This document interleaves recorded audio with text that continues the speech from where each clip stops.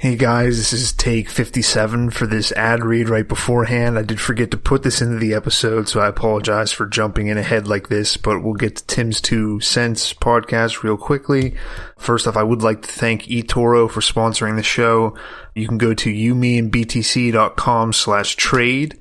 And there it's a social trading platform. They mean social because you can talk to people. You can it's not just like Coinbase where you're going in and trading and then you're kind of just separated from everybody else. You can trade, you can post messages, you can get replies from people.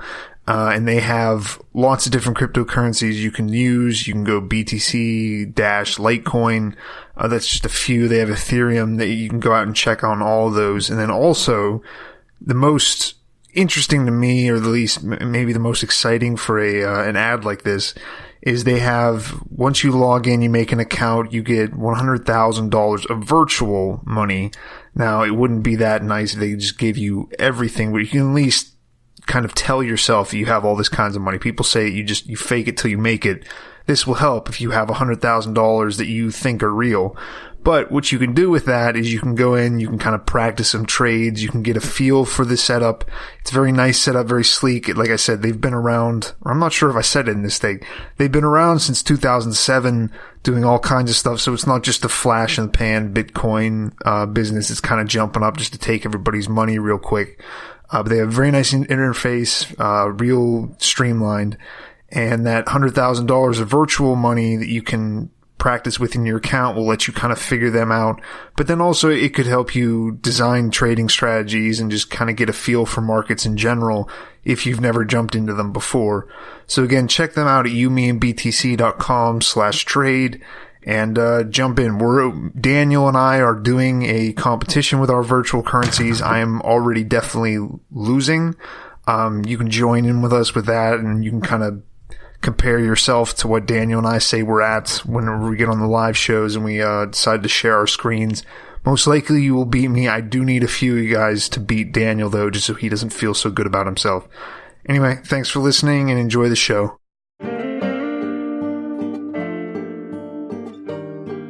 Okay, from my records or whatever, this is episode 52 of the Tim's 2 Cents podcast.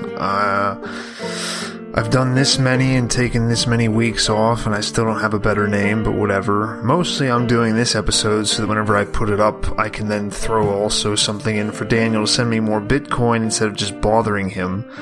That, and I decided to stop myself from just wasting the rest of this afternoon playing video games.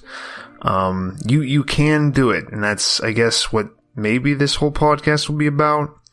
I'm not really doing, you can still check out tim.town/clouds, if you want. Mount Baker Vapor doesn't have all the different mixes though anymore. I think they're just going with the clouds and then like a half and half, which isn't bad, but I'm kind of annoyed that they switched away from what I like, so it doesn't really matter to me though. It's not like I'm going to stop them from getting a certain amount of business. I'm not big enough that I can really cause any kind of change for them or really anybody else. The only real economy I can crash is the one for spring water at Giant Eagle stores. I'm buying pretty much all of those. I've never seen anyone else buy a case of 3-gallon jugs of water like that. Well, that's not entirely true. I've seen people buy like distilled water for like veterinary hospitals or stuff like that. But anyway, this is dumb. Yeah, I'm not really sure what to talk about because one, that's the reason why I haven't been doing any episodes, because I haven't really been sure what to really talk about, anything new. I've been very busy for a while. I was looking at the last time I did an episode, and that was a month ago at least. I remember I looked at the title and I knew exactly what it was about. So I'm kind of referencing it off of the last time I had to go spend time with somebody that I really didn't want to. But like I said, I've been busy, which is, it's good. It's kind of annoying though. Obviously, I'm complaining about work like every single other person does, but I'm still so much better off than the person that has to sit in Pittsburgh traffic every single day to just go into an office to listen to Janice complain. I think I pick on Janice too much. I think I make that name the annoying woman in my head too much. Maybe it's Liesel. We'll go with Liesel's the bitch this time. But yeah, I've been working a lot, walking a lot of dogs, watching people's dogs a lot. That's normally what gets in the way of doing the recordings, because there's not really a good reason. It's not like just because I'm going to stay the night at some place, that doesn't mean I can't record something in the morning. But normally when I've done these podcasts, I'm doing it more like at the end of the day, whenever I'm like, you have to do this. So I guess that's an explanation. It's definitely not an excuse, because it's just not a good excuse. That's what I've been trying for years now to stop doing, is just making excuses for myself. And that's not just to other people. I mean, that's bad enough, but even worse is the excuses, or are the excuses I kind of constantly make in my own head about stuff. Whether that's whatever it is. I mean, this is something that I heard, and of course I remember it now all these years later, because it has that little backhanded comment about me being intelligent, which is something I've found I am obsessive about. And I do notice, talking to like my dad, that there's definitely in that, he has that too, where we're not smart. I mean, we're not. My mom's side of the family, they're intelligent in the sense that they understand. Like, I don't even know what to call intelligent anymore. I've been thinking about this stuff all the time, about what is or what is not smart, because everyone always wants to talk in public discourse, or just in arguments they have with their friends about, well, any rational thinking intelligent person couldn't think X, Y, or Z, therefore X, Y, or Z is correct, the opposite of whatever I'm messing this up, and this is why I'm not intelligent. But what my dad and I have is just the desire to seem smart, which is what a lot of people, I think, do have. That's why there's apps out there to help you study better. There's neuroplasticity. Do you guys remember those commercials on TV about how you can just do these little brain games and then you'll remember stuff more, and that makes you smart because you can remember things. But yeah, this real old thing about how it was something like intelligent people have a difficulty with bad behaviors because they can rationalize it constantly. And I'm very good at that. I'm very good at rationalizing my own actions. Although, again, I say that now and I'm like, maybe I'm particularly good at rationalizing things, but it doesn't seem like that when I look around at other people, whenever I listen to them. Anytime anybody says something that they don't care, I don't care about this, or, this person is doing this, but that doesn't matter. You pretty much pretty easily assume that really does matter to them, and they do, in fact, very much care about that. I know that's definitely true for me. But yeah, I mean, I've just been kind of, I did the podcast with Daniel, last week. That was the first time I'd recorded anything for a while. And I mentioned on there about just like where my thoughts have been. And that wasn't all of it. I kind of mentioned that a lot of times, because I've been trying to cut out just listening to music constantly and just kind of constantly distracting myself with that. So now I'm stuck in the car driving around because of my job.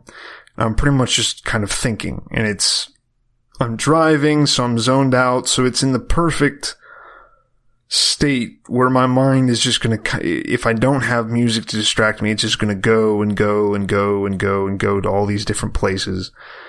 And most recently, the thing it's gone towards is dying a lot. If I was someone who was kind of into thinking that my thoughts, or that my thoughts would manifest themselves somehow, I would be worried. Not that I don't think that obviously your thoughts matter. I think your mindset I think your mindset does determine a lot of your outcomes, because you'll put in your best effort, you won't put in as much effort, or you'll do whatever because you've kind of already decided that you're going to do this or that you're not going to do this. But I've just been thinking about dying a lot. Not necessarily just me, but normally it has to do with me ending my life. It's not part of it is, I'm like just thinking I'm going to get in an accident and how easy that could happen just out of okay, I'm merging on the highway and okay, there's a tractor trailer now and they braked for some reason because some idiot pulled right in front of them, and then I'm trying to switch lanes, so I'm speeding up to get past that car, and then I don't see, and I just go right into it.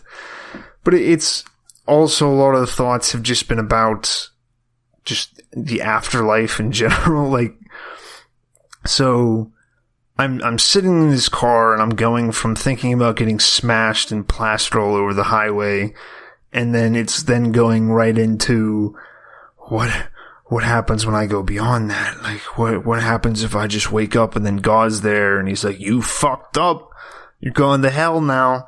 And then I'm like, oh, well, eternity is real, and wow, I can finally grasp this for some reason, which I don't really get as far as like, and again, Christians have a great out where they can just go like, well, it's beyond our understanding.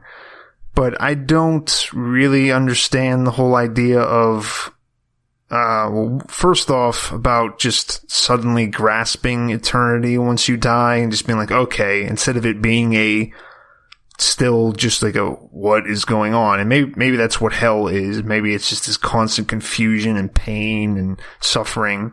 But also,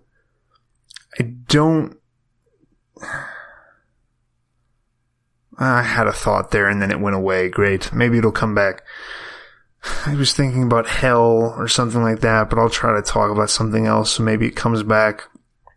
But anyway, just like eternity in general, and just the idea that what happens if I die, like, and it's gotten to where it's specifically like, I wonder what I'm going to be thinking about when I die.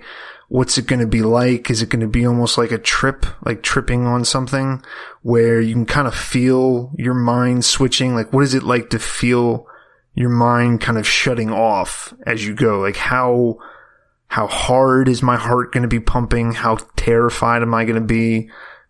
Regardless of the circumstances of how I die, but just like feeling myself go, what that is going to be like with that kind of, it'd be the biggest roller coaster ever as you're going right over the tip, right before you fall.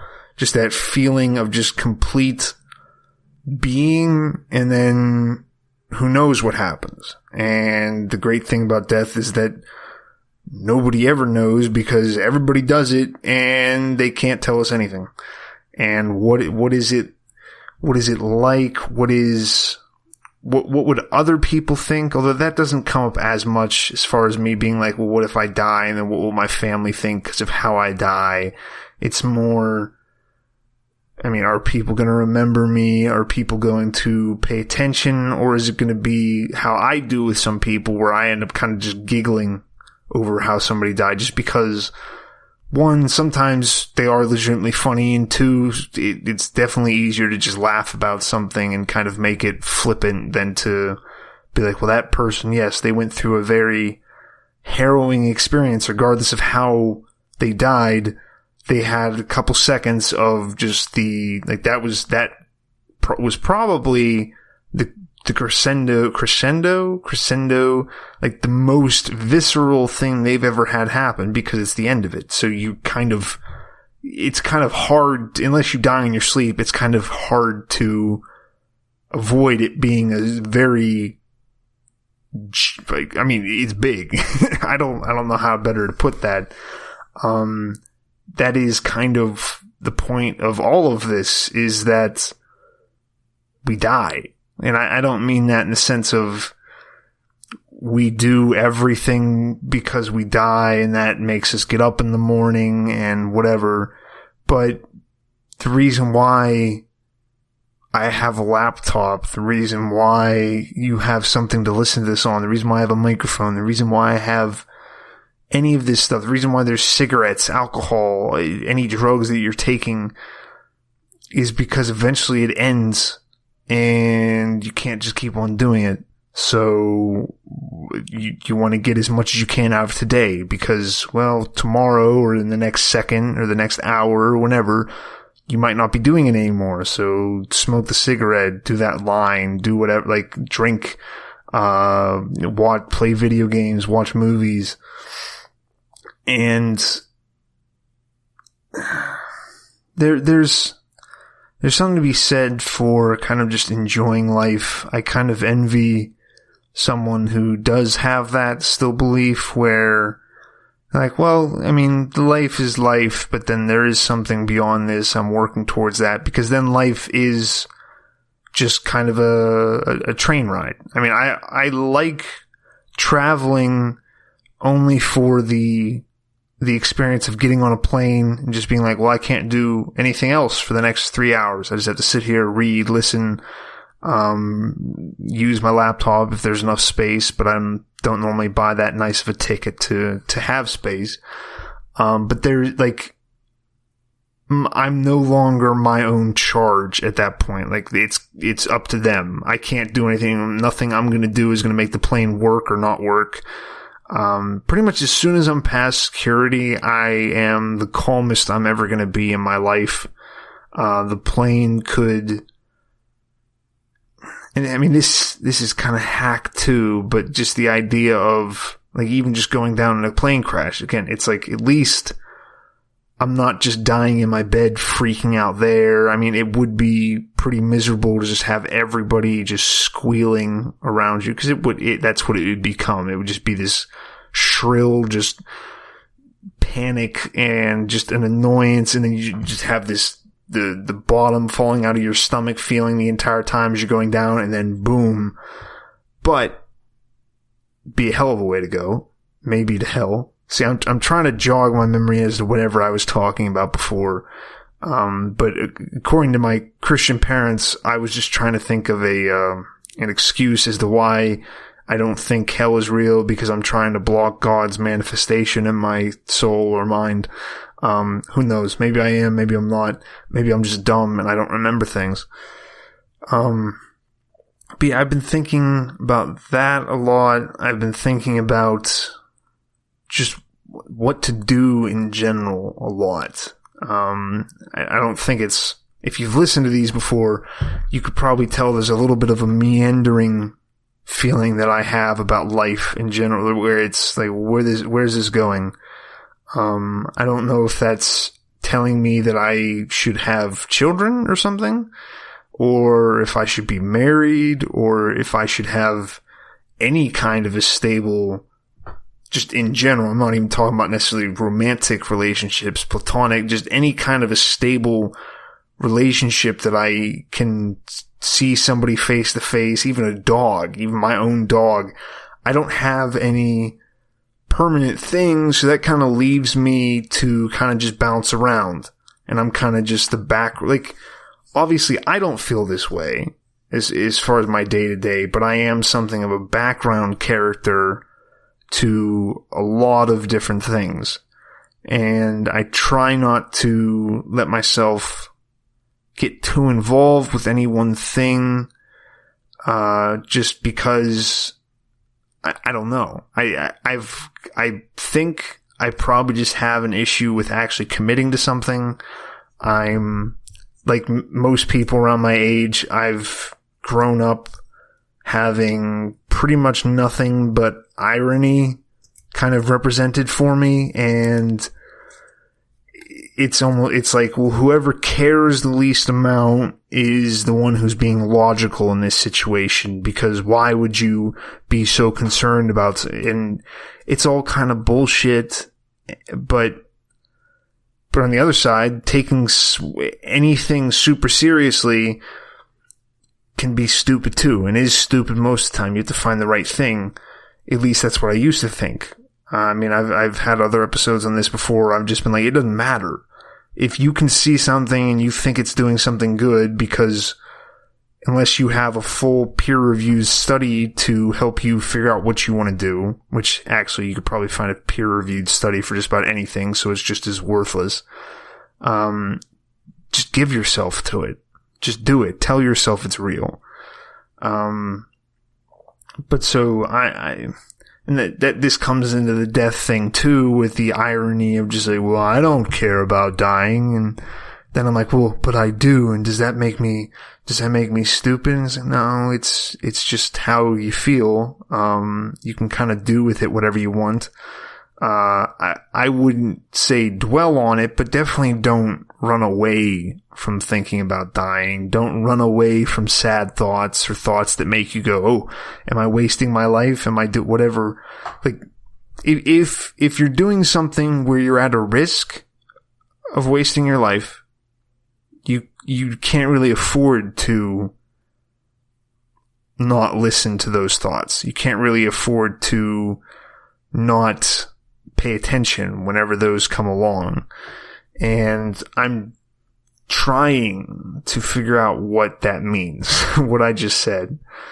I'm trying to, I don't think it's a decide, because I'm just going to pick something. I'm not weighing options in my head. I mean, I've already made decisions about things, but as far as the execution, that still has to be done. I still have to figure out what exactly I'm doing, what exactly I expect to be doing, what exactly I hope to be doing. And that's not easy, and it's not getting any easier, at least it doesn't seem like it. And I think this is one thing that everybody did in my life where, and again, I don't want this to come across as another excuse, because I do completely understand it's my fault. But a lot of times, people kind of just assumed that I would figure something out, and whether that's how to do something or what I should do, I don't tend to do that. I kind of just go with whatever's given to me, and I do whatever is expected, but I don't really go above that. Normally, whenever I try something new, that's going to be my best experience with that thing. As I try to work harder at it, I get shittier. At least it seems like that. I know that can't be the case every single time, but it definitely was a few times. Yeah, so, I mean, like, again, I've been doing this for 20 minutes, this one episode, and I have no idea what I've talked about, and I feel like I came into this trying to express something, but I don't think I have. But I'm gonna try to not just drag this out to where I'm just babbling about nothing. I guess the only advice I would have this week would be just take things seriously. I don't know. Like, don't let yourself get dragged into other people's bullshit. And I've said that before about just getting stuck spending time with people, but I also mean, don't fall into the kind of the lie about, well, nobody really cared, we're too cool to care, or whatever. Like, let people do whatever they want. There's a lot of people who do believe that or think they believe that, and they'll eventually figure out that they don't, but it'll be too late. But also, don't, like, if you have that, if you feel this, like, well, I'm going to die someday and I need to do something, just do that.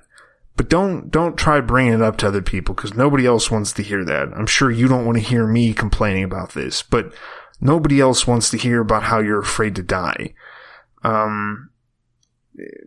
Most of the people are trying their very best to not think about that. So, if you care about somebody, if you're worried about them, or if maybe you're not worried about them, you just want them to know that you care about them, tell them that. And let them know, and whether it's selfish or not on your part, we do want to, or selfish, whatever. Whether it's a selfish urge or not, we do want other people to look at us as caring about them sometimes. If we care about them, we would like that person to know that we care about them. That's what every song is about. Is it, do you care? Do you notice that I notice you? So pick and choose. You have to pick and choose who you're going to help, who you're going to work for, because a lot of people aren't worth it. A lot of people are just going to be happier if you just leave them alone. And you just kind of see them once every couple weeks. You kind of get drinks, or you do whatever with each other, and then you're gone, and you don't do something beyond that. The problem is now with cell phones and Twitter and everything, everybody needs to talk constantly, and so then after 3 conversations with this person, you kind of run out of stuff to do. So then you're like, so what do you think about politics? What do you think about sport? What do you think about what Trump's doing? Blah, blah, blah. Just talk about life with people. Just talk about things you enjoy. Talk about things you're doing. Talk about things they're doing. But don't start kind of, don't talk seriously with people. I know I just said you have to take things more seriously, but you can do that. Just whenever you talk to people, don't be super serious, because people think you're weird. Unless you want them to think you're weird. It's a real good way to have random people stop talking to you is either just start telling them a story about yourself or getting super serious about something. And I keep saying super serious, and super serious does not sound super serious, but whatever.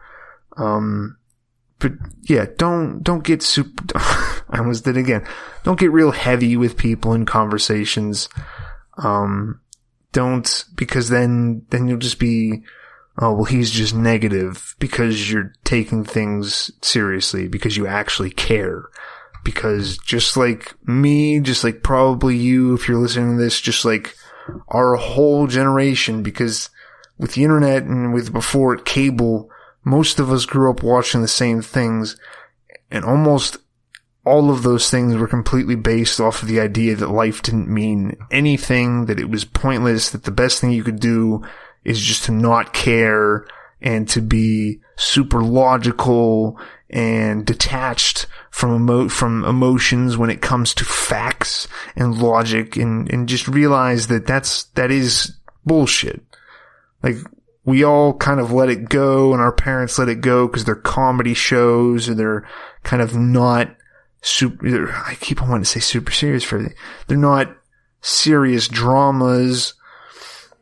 So then life just becomes a series of situational comedy and funny sex and weird little hijinks that we get into, which is not what life is, but whatever, at least in my view. Figure out what life is for you, I guess. And if you're correct, it'll be similar to mine. If you're dumb, it'll probably still be similar to mine, but I'll still make fun of you for it. But anyway, I'm going to end this. Thank you for listening. I should be doing this more regularly again. I think I'll be getting less busy, so then I'll have to figure out something to distract me from all the money I'm not making anymore. But yeah, see you guys again. Bye.